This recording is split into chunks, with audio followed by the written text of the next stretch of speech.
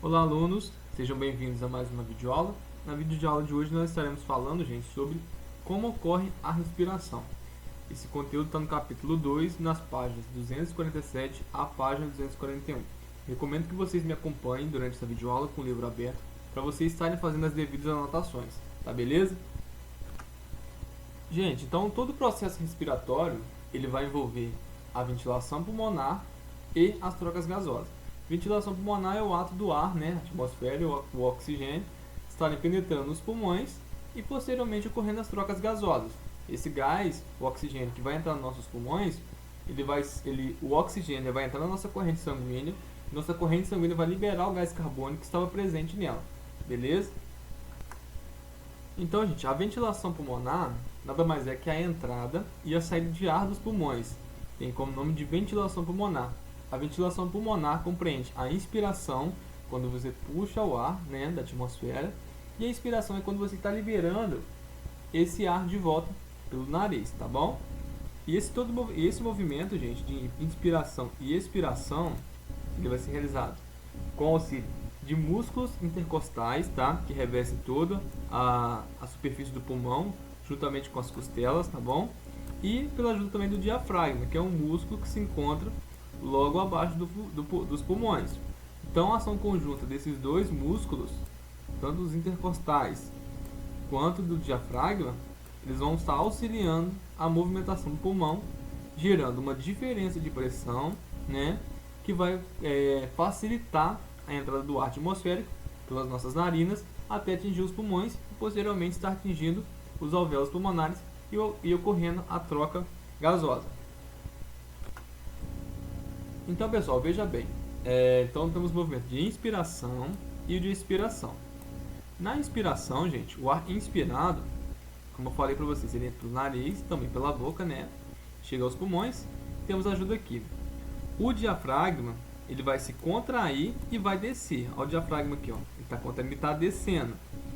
Quando ele está descendo, ele está aumentando a área do pulmão. O pulmão está aumentando de tamanho, tá vendo? O músculo descendo e o pulmão aumentando de tamanho.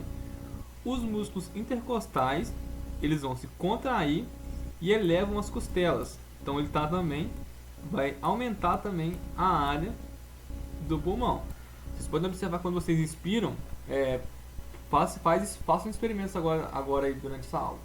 Põe a mão sobre os pulmões de vocês, sobre o peito, inspire o ar, vocês vão observar que a caixa torácica de vocês vai aumentar de tamanho. Quando você estiver expirando, ela está diminuindo de tamanho. Isso é um movimento respiratório. A ação desses dois músculos aqui, os intercostais e do diafragma, tá? Então, o volume da caixa torácica ele vai aumentar. O volume aumentou, a pressão interna é menor, né? Da pressão atmosférica, então o oxigênio vai chegar até os alvéolos pulmonares. Os pulmões dilatam, o ar atmosférico ele vai entrar nas vias respiratórias e assim chegar aos pulmões. No movimento de expiração, é o movimento de expulsão do ar, né, que entrou aqui nos pulmões, então ele vai ser expelido para a atmosfera. Esse ar agora vai estar rico em CO2, do gás carbônico, e os músculos vão atuar de maneira inversa para diminuir a capacidade do pulmão e expulsar todo o gás que estiver presente aqui. Então, na expiração nós temos o diafragma vai se relaxar, ou seja, vai voltar à configuração inicial, diminuir, né? Os músculos intercostais, eles vão relaxar, baixando as costelas, então sua caixa torácica vai diminuir, o volume da caixa torácica diminui, né? Os pulmões contraem-se e o ar que se encontra nos pulmões sai para o exterior, passando pelas vias respiratórias. Pessoal, nas trocas gasosas, nós observamos que os alvéolos pulmonares, né, eles são revestidos por vários capilares sanguíneos, que vai ser o local onde vai ocorrer a troca gasosa. Nós podemos ver os capilares sanguíneos representados de vermelho e o representado de azul. O capilar representado de azul é o sangue rico em CO2. É um sangue que já passou pelo corpo, já recolheu todos os resíduos metabólicos, né, inclusive o gás carbônico, tá? Ele vai passar pelos alvéolos e aqui nos alvéolos, como está cheio de gás e oxigênio, vai ocorrer a troca. Ou seja, o gás carbônico vai sair, se desligar das hemácias, que é a célula que transporta os gases no nosso sangue, tá? Vai se desligar das hemácias e entrar nos alvéolos. E o oxigênio, perdão, que está presente nos alvéolos pulmonares, eles vão se ligar a essas hemácias e voltar para a corrente sanguínea e distribuir o oxigênio para todo o corpo. Então, por isso nós temos duas representações, um capilar azul e um capilar vermelho, tá? Então nós temos aqui a ilustração aqui, o sangue venoso, ele vem da circulação do nosso corpo, né? Passa pelos alvéolos pulmonares. Aqui nos alvéolos nós temos a presença de grande quantidade de oxigênio. Esse HB aqui, gente, são as hemácias, tá? São células do nosso sangue, em que vai fazer o transporte do oxigênio para as células e o transporte do gás carbônico para os alvéolos pulmonares. Então, o que acontece aqui? Aqui na parede desses capilares é uma parede semipermeável que vai permitir que esses gases se difundem entre o capilar e os alvéolos. Então, o gás carbônico se desliga dela e sai para fora, e o oxigênio que está presente aqui vai se ligar nessa nova hemoglobina aqui para fazer o transporte para o restante do corpo. Gente, por último vai ocorrer a troca gasosa sistêmica. Então, nós observamos que aquelas artérias e é transportado por uma rede de vasos sanguíneos para todos os tecidos do nosso corpo, né? Na troca gasosa sistêmica ocorrem as trocas dos gases oxigênio e gás carbônico entre os capilares e entre as células dos tecidos do corpo, resultando assim na conversão do sangue rico em gás oxigênio em um sangue rico em gás carbônico. A gente pode observar nessa imagem aqui, né, a representação de um vaso sanguíneo levando as hemácias ricas em oxigênio. Esse oxigênio vai se desligar novamente e vai ir para as células, né? A célula vai precisar desse oxigênio para funcionar, processo que nós já vimos nas nossas aulas anteriores, tá?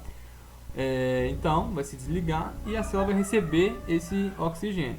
Recebendo esse oxigênio, ela vai também liberar o gás carbônico. O gás carbônico vai se ligar nessa hemácia, que já não tem o oxigênio ligado nela mais, e vai continuar a circulação até voltar para os pulmões e fazer o mesmo processo que acabamos de ver. Chegando aos alvéolos, vai fazer a troca do gás carbônico pelo oxigênio e assim sucessivamente, tá?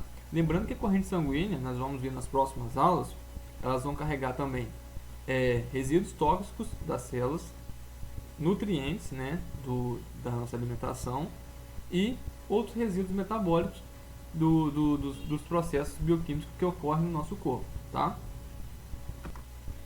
Lembrando, gente, que o monóxido de carbono, um gás, tá? Ele é conhecido como gás incolor, inodoro e é extremamente tóxico para a nossa respiração. Por quê? Quando ele é inalado pelo sistema respiratório, esse monóxido de carbono ele vai chegar à corrente sanguínea, vai se ligar à hemoglobina, que é essa célula que transporta os gases, tá? O oxigênio e o gás carbônico. Ele vai se ligar nessa hemoglobina. No organismo, o gás oxigênio ele é transportado ligado às hemácias, como eu acabei de falar. Assim, quando ocorre a ligação desse monóxido de carbono à hemoglobina, o gás oxigênio deixa de se ligar a essa célula. Como consequência disso, a hemácia deixa de transportar o gás oxigênio para os tecidos do corpo. O que vai acontecer posteriormente? A morte das células. Esse monóxido de carbono se ligou nessa hemácia e não vai deixar lá mais, tá? Não vai deixar que ocorra a troca novamente desse monóxido de carbono pelo oxigênio. Então, por isso que ficar exposto a altas concentrações de monóxido de carbono pode causar morte. Se vocês tiverem uma curiosidade, depois pesquisa na internet aí, mortes por monóxido de carbono, que vocês vão entender mais ou menos como que ocorre todos esses processos, tá beleza, gente? Mais uma coisa, no livro de vocês aí tem um texto sobre a gripe espanhola. A gente vai fazer uma atividade na plataforma, vou pedir que vocês estejam lendo esse texto e depois comentem lá embaixo com alguns questionamentos que eu deixei para vocês comentarem, tá bom? Então, gente, é isso aí. Qualquer coisa, qualquer dúvida, pode me contatar lá no WhatsApp lá, tá bom? Então, até mais.